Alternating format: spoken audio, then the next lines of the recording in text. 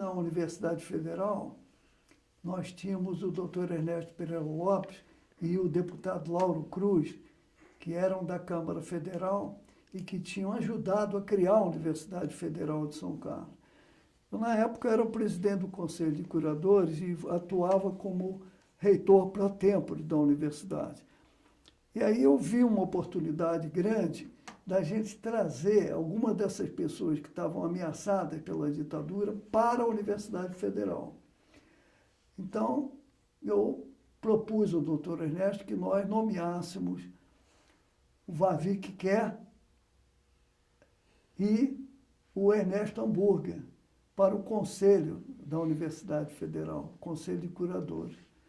E o doutor Ernesto ficou naturalmente pensativo, porque isso eram pessoas que estavam diretamente contra a ditadura, tinham sido inclusive presos, né?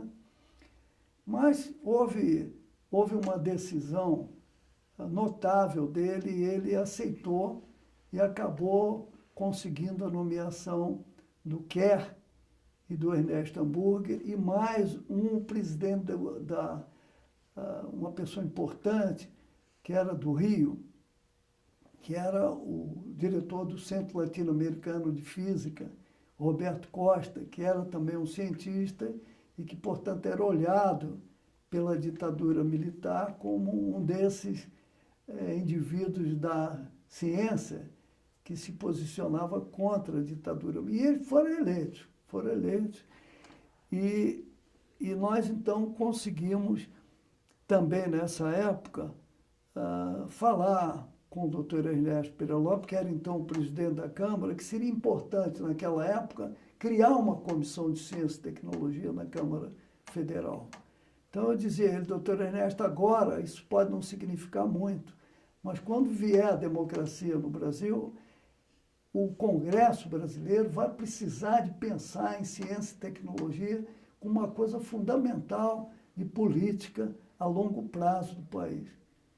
E ele, então, me pediu para escrever uma proposta, né? E foi uma surpresa para mim, porque naquele tempo tinha a famosa Hora do Brasil, né? Então, eu escrevi a proposta e quando foi no outro dia à noite, eu ouvi na Hora do Brasil a criação da Comissão de Ciência e Tecnologia na Câmara Federal dos Deputados. Então, foi uma coisa que foi conseguida a partir da SBPC. Também a primeira posicionamento de ciência e tecnologia como uma política de Estado, né? E não de governo. Né? E eu depois tive até a oportunidade de falar na comissão, depois que ela foi criada, sobre alguns assuntos importantes daquela época. Agora, essa criação, então, eu considero como uma influência direta da SBPC numa política de visão de política científica de Estado a longo prazo.